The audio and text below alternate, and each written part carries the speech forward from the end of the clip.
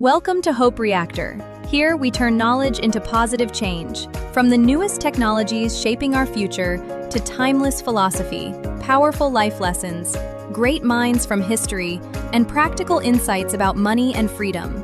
This is not just information. This is wisdom you can use.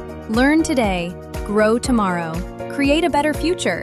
Hope Reactor starts now. What's beneath your feet right now? Asphalt, buildings, subways, electricity, the minerals inside your smartphone. Human civilization is built on resources hidden beneath the ground. But in the 18th century, humanity barely understood what was underneath the Earth's surface. Nobody truly knew where coal was buried, where water could be found, or where iron ore was hidden. It was all guesswork, like walking blindfolded through a giant maze. And in that era, covered in mud at construction sites, one man noticed something strange. His name was William Smith. He was not a nobleman, not a university professor. He was simply a canal surveyor. But he changed the way humanity saw the world. He discovered a way to read the Earth itself. Like a doctor tracing veins through a body, he studied layers of rock. And for the first time in human history, he created a map of what lay beneath the ground. His work would later accelerate the Industrial Revolution, transform coal mining, support the rise of railroads, and help build the foundation of the modern world. And yet, ironically, he was not celebrated at first. He was mocked, ignored, driven into bankruptcy, because at the time, society could not accept the idea that a man from the muddy worksite could change science itself. England, 1769, the smoke of the Industrial Revolution had only just begun rising into the sky. William Smith was not born into wealth. He received no elite education. His classroom was mud. His teacher was the field itself. As a young man, he began working in land surveying, eventually joining canal construction projects. At the time, canals were the arteries of Britain. They carried coal, iron, goods for factories. Canals were not just engineering projects. They were the future of the economy. But canal construction had a dangerous problem. No one could see what was underground. Soft layers collapsed. Underground water flooded tunnels. Hard rock stopped entire projects. Every construction site was a gamble against the earth. But while observing the ground day after day, Smith noticed something unusual. Rock layers appeared in patterns. And more importantly, certain fossils always appeared in the same layers. Shells, ammonites, ancient traces of forgotten life. Even in completely different locations, the same layers contained the same fossils. That meant fossils were acting like time markers for the Earth itself. Today, this may sound obvious, but at the time, it was revolutionary, because humanity still had no way to truly read Earth's history. Smith realized something incredible.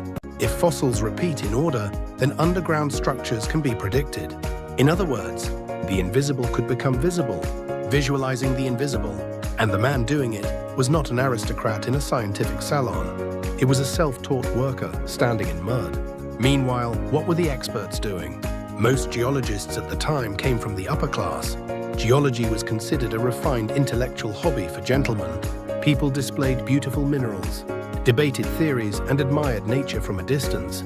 But Smith approached geology differently. For him, geology was survival, stable ground, diggable terrain, resource locations. He didn't see the Earth as poetry. He saw it as something practical, and that became his greatest strength. He trusted the field more than textbooks. He trusted rock layers more than authority. He trusted evidence more than status. In 1799, he began organizing his discoveries into a larger theory. But there was a problem. Britain was huge. Mapping the geological structure of an entire nation would take a lifetime. Still, he refused to stop. He traveled across the country on horseback, examined cliffs, walked through mines, collected fossils endlessly, like a doctor writing the medical records of the Earth itself. And finally, in 1815, he completed it, the world's first nationwide geological map. It was not just a map, it was a blueprint of the hidden world beneath civilization, where coal existed, where resources could be found, where people should dig. For the first time, humanity could read the Earth beneath its feet. But history can be cruel. Smith's map became incredibly valuable. Scholars and wealthy businessmen began using his discoveries. But Smith himself had no money, no powerful connections, no protection, no patent. Eventually, debt consumed him. and the man who mapped the Earth was thrown into debtor's prison. It sounds like a movie plot, but it was real. Still, over time, the world slowly caught up to him. People began realizing this man was right. Coal mines, railroads, factories, tunnels. Again and again, Smith's geological methods proved accurate. Eventually, he became known as Father of English Geology. Recognition came late, but by then, his vision had already changed the world forever. And here is the important part. This is not simply a story about genius. It is a story about seeing what others ignored. The experts looked at the stars, but Smith looked at the dirt. He looked at the worksite, at the ground beneath people's feet. And that changed history. At Hope Reactor, we believe people like this deserve far more attention because they didn't just create impressive ideas, they directly changed the real world we live in. William Smith was not chasing fantasy. He studied collapsing soil, mud-covered trenches, tiny inconsistencies nobody else cared about. But he refused to ignore those small signs. Why do the same fossils always appear in the same order?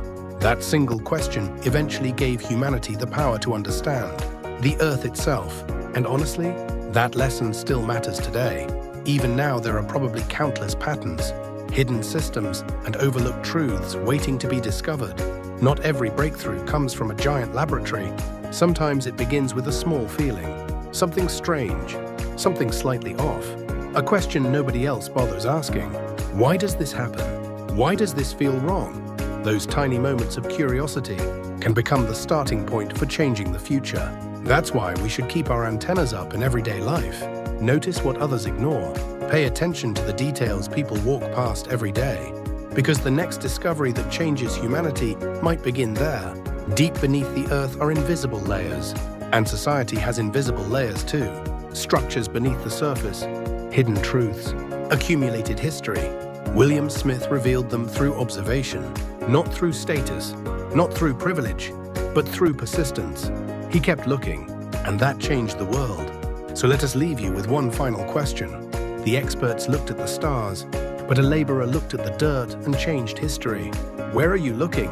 This was Hope Reactor. See you in the next episode.